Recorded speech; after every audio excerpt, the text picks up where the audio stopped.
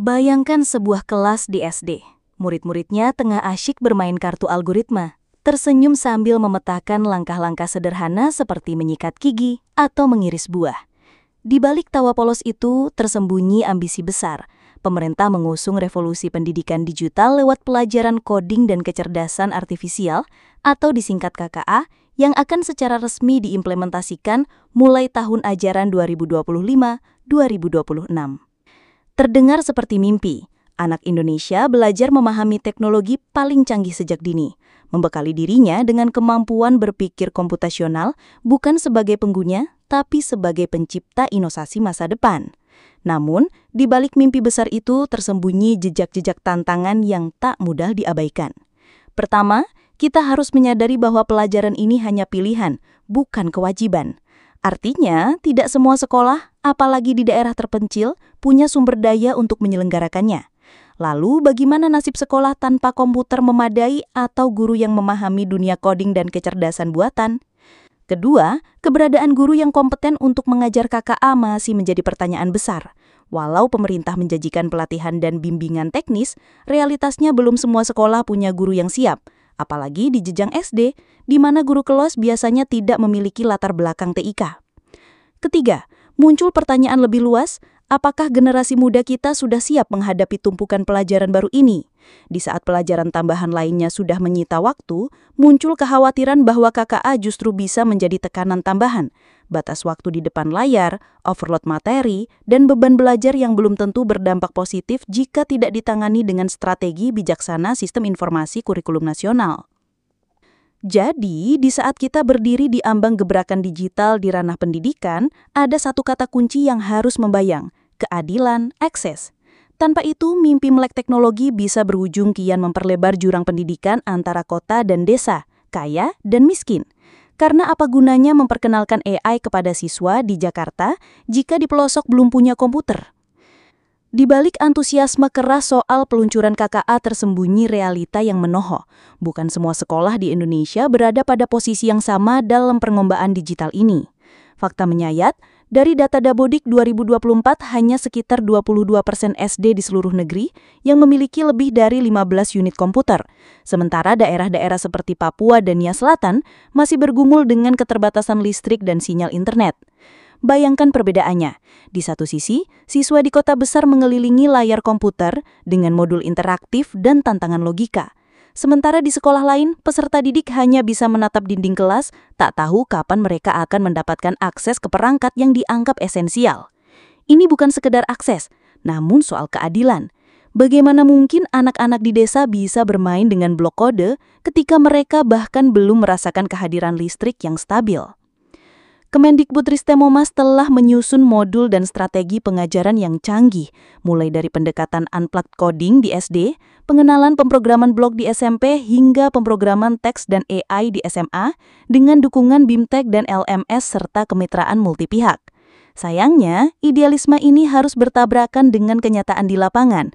Sekolah yang seharusnya menjadi pusat inovasi kini justru menjadi titik terbatas. Akibat infrastruktur yang timpang, pemerintah memang punya program ambisius, seperti sekolah digital dan berbagai upaya kolaborasi untuk menyeimbangkan akses teknologi. Namun, sampai kapan janji itu jadi kenyataan bagi seluruh sekolah di bumi pertiwi? Sebaliknya, rentetan teks pendidikan tentang literasi digital, etika data, dan kewaspadaan terhadap bias algoritma yang ditaburkan di naskah akademik dan kebijakan formal bisa jadi hanya cetak biru yang menggantung tanpa implementasi konkret di banyak sekolah. Jadi, apakah KKA akan menjadi mercusuara yang menerangi masa depan pendidikan, atau hanya lampu hias yang memantul di atas permukaan ketidakmerataan? Di tengah retorika kemajuan teknologi, kita mendadak terpekik. Apakah semua anak di negeri ini benar-benar diberi kesempatan yang sama untuk merasakan dan mengejar masa depan digital yang gemilang? Di tengah gemerlap gebrakan teknologi dalam kurikulum, kita sering lupa siapa sebenarnya yang menjadi ujung tombak. Mereka adalah para guru, yang kini dipaksa menjadi arsitek baru dalam ruang kelas digital. Namun benarkah mereka siap melangkah ke masa depan yang serba virtual ini? Realitas menohok, survei Kemendikbudristek menunjukkan hanya sekitar 30% guru yang merasa percaya diri mengajar TIK dan pemrograman, apalagi kecerdasan buatan. Artinya mayoritas pendidik masih berhadapan dengan jurang ketidaksiapan mental dan kompetensi teknis bahkan sebelum pelajaran dimulai. Pemerintah memang telah menggulirkan program pelatihan yang ambisius dengan model in-on-in, yaitu pelatihan awal secara tatap muka in-1, praktek di lapangan on, lalu refleksi dan penguatan online in-2. Bahkan sudah melibatkan lembaga seperti ILTEK, UNESCO, sertifikasi, UPH, dan lembaga pelatihan lainnya. Namun, apa artinya modul canggih dan sertifikat gemerlap jika kenyataannya guru di banyak daerah, terutama 3T, masih bergerimang dengan idealisme tanpa modal nyata? Di Malinau misalnya, beberapa guru baru mulai memperkenalkan konsep AI dan coding, tapi diterpa keterbatasan infrastruktur hingga sarana praktis yang amat minim. Lebih dramatis lagi, para guru ini tidak sekedar dituntut paham teknis, tapi juga bermain peran ganda, menjadi fasilitator teknologi sekaligus penjaga etika.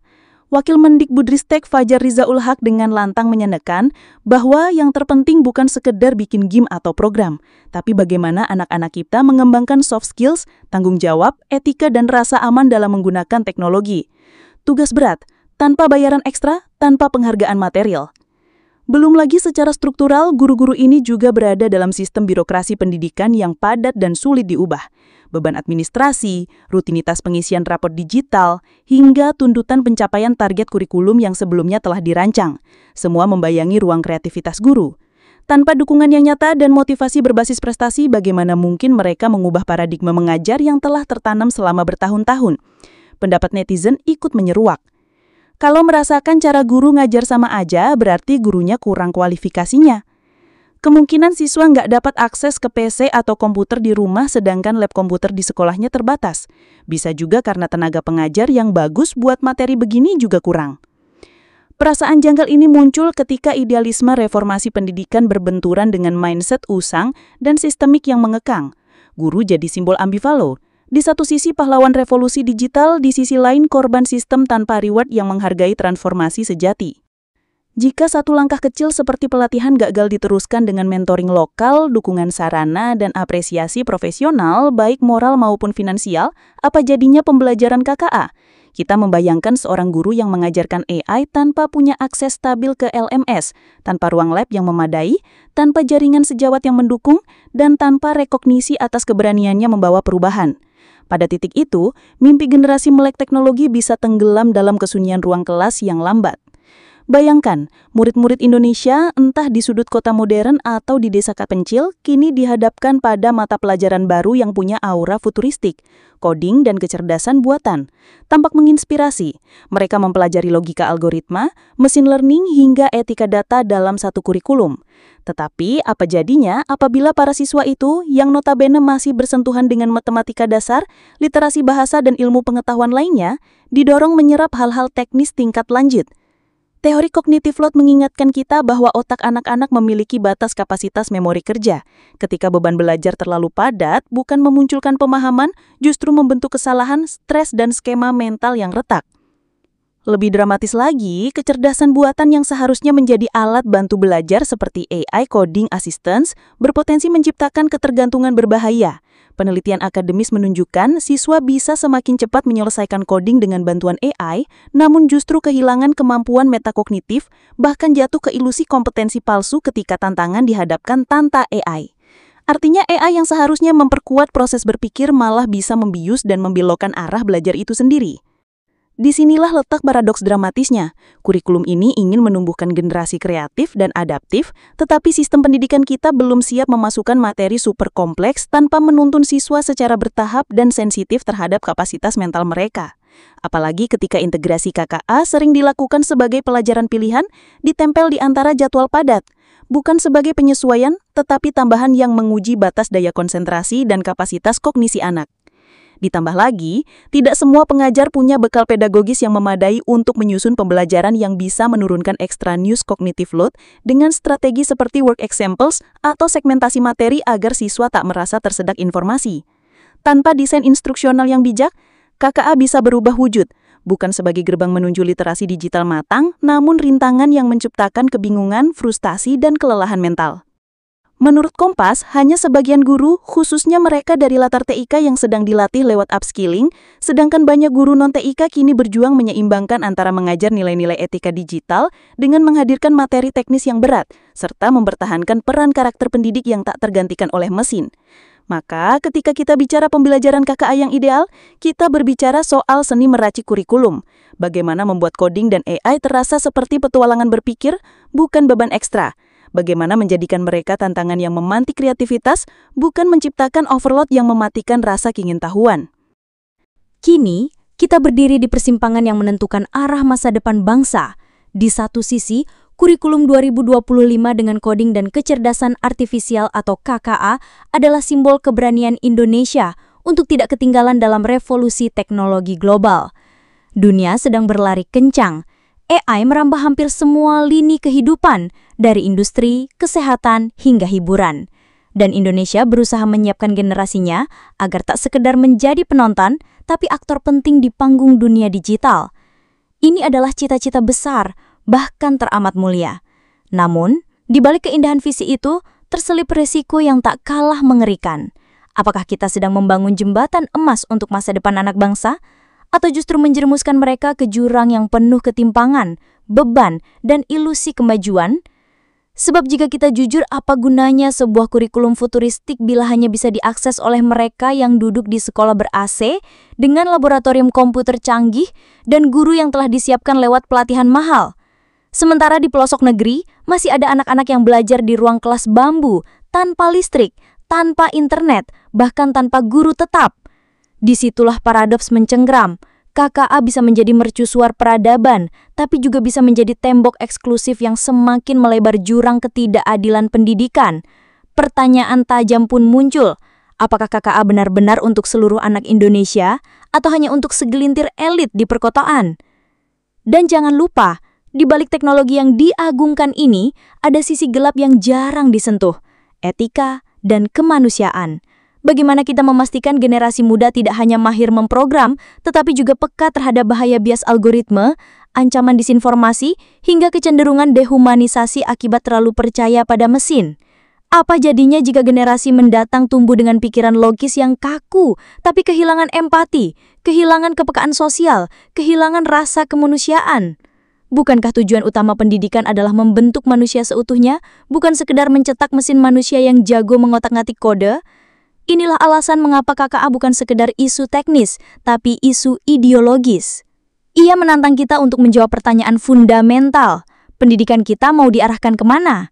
Jika hanya fokus pada kompetensi teknis tanpa pondasi etika, kita sedang menyiapkan generasi yang mungkin cerdas secara algoritmik, tapi rapuh secara moral. Jika hanya menekankan pada pencapaian global tanpa memikirkan akses yang merata, kita sedang membiarkan sebagian besar anak bangsa tertinggal, terkubur dalam ketidakadilan pendidikan. Dan ketika itu terjadi, maka kurikulum ini bukanlah tonggak sejarah kemajuan, melainkan catatan kelam kegagalan. Maka, publik harus bertanya, dan pemerintah harus menjawab, apakah Indonesia benar-benar siap? Apakah kita berani memastikan KKA menjadi hak semua siswa, bukan hanya mereka yang berada di kota? Apakah kita sanggup menyiapkan guru, infrastruktur, dan sistem yang kokoh, bukan sekedar janji di atas kertas? Jika jawabannya tidak, maka kurikulum ini hanyalah sebuah fata morgana, tampak indah dari jauh, namun rapuh ketika didekati. Dan disinilah kita menemukan klimaksnya. KKA adalah pedang bermata dua. Ia bisa menebas rantai ketertinggalan bangsa, tapi juga bisa melukai anak-anak yang dipaksa berlari sebelum bisa berjalan. Indonesia kini dihadapkan pada pilihan, menjadikan KKA sebagai jembatan emas menuju peradaban baru atau membiarkannya runtuh sebagai simbol ambisi yang gagal. Semua tergantung pada bagaimana kita, pemerintah, guru, orang tua, dan masyarakat mau mengambil tanggung jawab bersama. Karena pada akhirnya, bukan soal apakah kita mampu mengajar anak-anak tentang kode dan kecerdasan buatan, tetapi apakah kita mampu membimbing mereka menjadi manusia yang cerdas, adil, dan beradab di tengah derasnya arus teknologi.